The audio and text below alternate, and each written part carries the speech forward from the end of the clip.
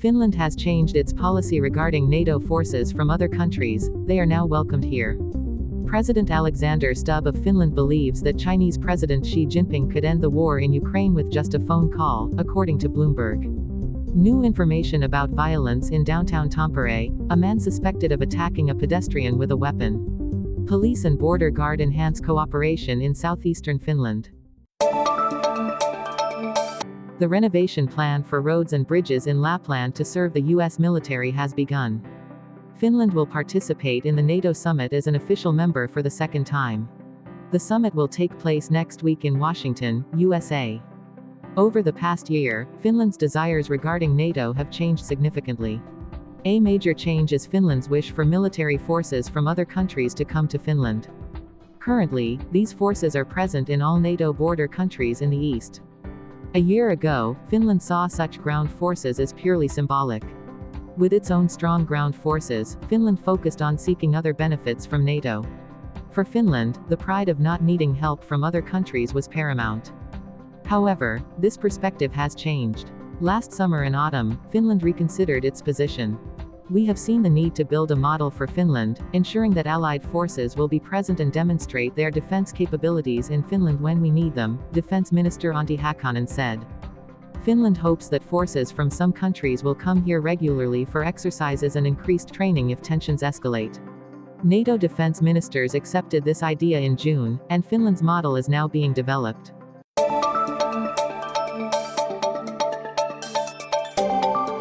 President Alexander Stubb of Finland believes that Chinese President Xi Jinping could end the war in Ukraine with just a phone call, according to Bloomberg. Stubb expressed this view at a peace conference on Ukraine in June. According to Stubb, Russia now heavily depends on China, forcing President Vladimir Putin to listen to Chairman Xi. If Xi Jinping demands peace negotiations to start, Russia will have to comply. They have no other choice, Stubb said. He believes that ending the war in Ukraine would be a good leadership move from China and would be positively received by the West and developing countries. Chinese Foreign Ministry spokesperson Mao Ning responded that China and Russia are independent major powers and not dependent on each other. Mao emphasized that China supports peace and dialogue, and continues to play a constructive role in political crisis resolution in Ukraine.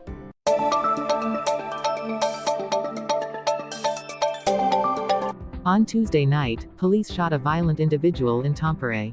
Police use of firearms in Finland is very rare. According to the incident, a man born in 1990 is suspected of using a weapon to attack the upper body of another man who was walking along Päijänne Street in Tampere around 10:30 p.m. Subsequently, the suspect left the scene and was arrested by police on Satamakatu Street. During the arrest, police used official firearms. The suspect is accused of serious assault and resisting a public official. Both the suspect and the victim have been taken to hospital. The Finnish Police of the Interior Region investigates serious assault, while the Central Police investigates resisting a public official. The use of firearms by police will be preliminarily investigated under the law. Prosecutors will assess whether a formal investigation is necessary. In Finland, police use firearms only in cases of serious and immediate danger to the lives and health of others, and when no less forceful measures can prevent the person's actions.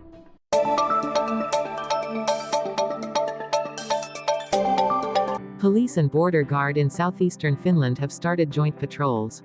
These combined patrol teams mainly operate in the southern part of southeastern Finland. According to Deputy Police Chief Kari Hairulainen, police and border guard officers work together in the same patrol vehicle. Although authorities in southeastern Finland regularly cooperate daily, the novelty of this form is joint shifts and movements in the same patrol team. Previously, joint patrols have been conducted in North Karelia and other border provinces. This experiment aims to accumulate experience and develop specialized skills. The experiment will continue until further notice. Hairulainen stated that the deployment is not related to the tense situation on the eastern border, although this situation has promoted closer cooperation between authorities.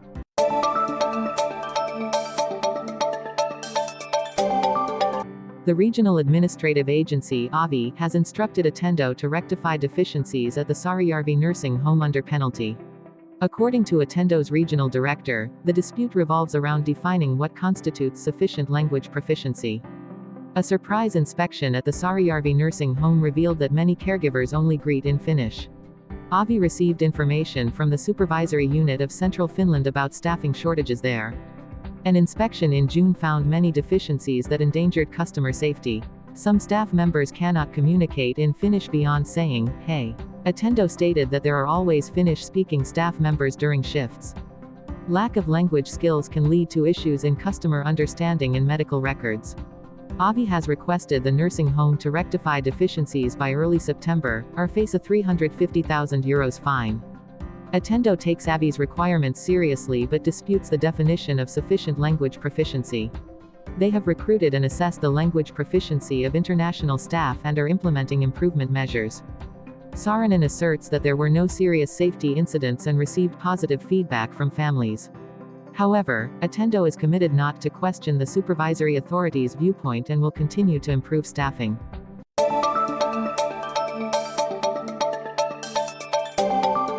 UK investment fund Aberdeen has sold a portion of its stake in the South Savo Energy SA company in Mikkeli to the Danish pension fund Industriens Pension. Previously, in spring, the city of Mikkeli sold a 49% stake in SA to Aberdeen through its subsidiary in Luxembourg for €130 million and a shareholder loan of €30 million. Additionally, both parties agreed on a special dividend distribution, each receiving approximately €30 million. In total, Mikkeli has gained nearly €190 million from this transaction. Aberdeen sold a portion of its stake earlier this spring to Industriens Pension. The Danish pension fund announced the purchase on its website in late April and early May but did not disclose the exact transaction value or the percentage of shares purchased. However, the fund stated that it paid several hundred million Danish kroner, equivalent to tens of millions of euros. Mikkeli still owns a 51% stake in SA, a company producing and distributing electricity and heat in the city area. ESE's revenue in 2023 nearly reached €70 million. Chairman of the SA Board of Directors, Heikki Niikanen, stated that he had just heard about this information for the first time. Mikkeli issued a statement on Wednesday confirming that the ownership structure of SA has not changed. Soti Kalakristos, investment director at Aberdeen, also affirmed that Aberdeen still manages a 49% stake through its subsidiary in Luxembourg, although Industriens Pension has invested in the company.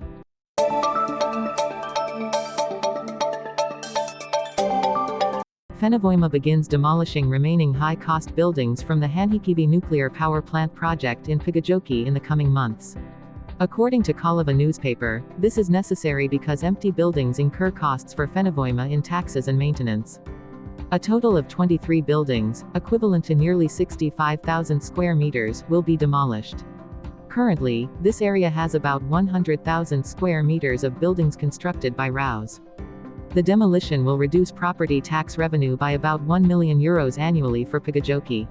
Antti Tornberg, chairman of the Pigajoki Administrative Council, said that although not entirely dependent on income from the Hanhikivi area, this affects the local budget. The Hanhikivi nuclear power plant project was cancelled in May 2022 due to Rosatom, Russia's state-owned energy company, being unable to fulfill contracts due to the Ukraine conflict.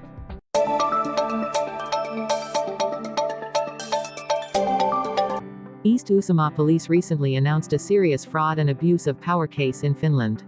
According to the investigation, a security manager from Securitas arranged unnecessary security services for a family, costing approximately €3 million.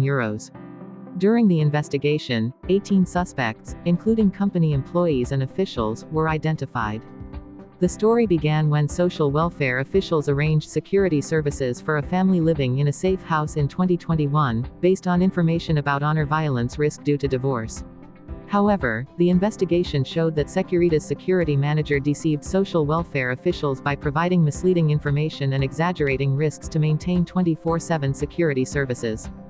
Social welfare officials exceeded their monitoring responsibilities and spent around €1.1 million from the public budget. Securitas denied all allegations related to the company and asserted that there was no evidence of criminal behavior by employees. An expanded investigation has uncovered many irregularities in the security service procurement process and management of work records. The case is now moving to the phase of considering prosecution.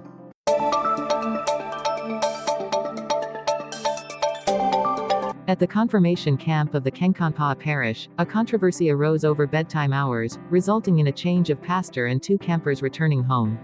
According to Juha Erkkilä, head of youth work at the Kenkanpää parish, tensions escalated when campers and leaders disagreed on bedtime hours, causing 2 campers to go home but return the next day. Erkkilä emphasized that the incident was unrelated to stimulant use. Changing camp leaders midway is rare. However, this decision was made due to recent events in Merikarvia, where the confirmation camp was suspended because a pastor was suspected of alcohol use and made inappropriate sexual comments. The Kenkanpää parish confirmation camp was subsequently led by the parish priest himself until its conclusion. According to Jarmo Kokkonen, unit manager at the church council, cases of changing camp leaders due to conflicts are very rare. However, confirmation camp activities are becoming increasingly challenging because young people are not accustomed to complying with general rules different from those they are accustomed to.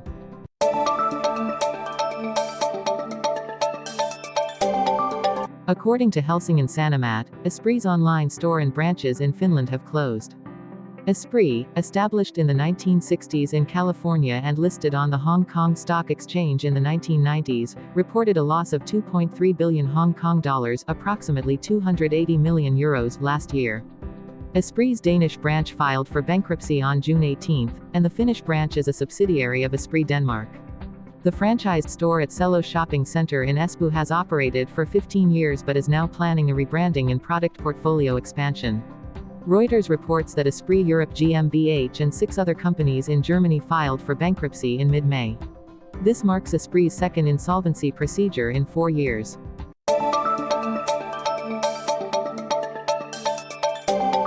A new study by the University of Turku involved 20 breast cancer patients cycling for 30 minutes and found an increase in cancer-fighting white blood cells during exercise.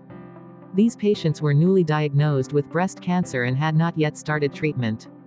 The study showed that various types of white blood cells, especially cytotoxic T cells and natural killer cells, significantly increased in their blood during exercise. According to doctoral candidate Tia Koivula, exercise enhances the proportion of cancer-killing cells in the blood, while the proportion of cancer-promoting cells remains unchanged or decreases. However, it is still unclear whether these blood changes lead to changes in the tumor microenvironment. Based on this research, exercise is considered beneficial for all cancer patients.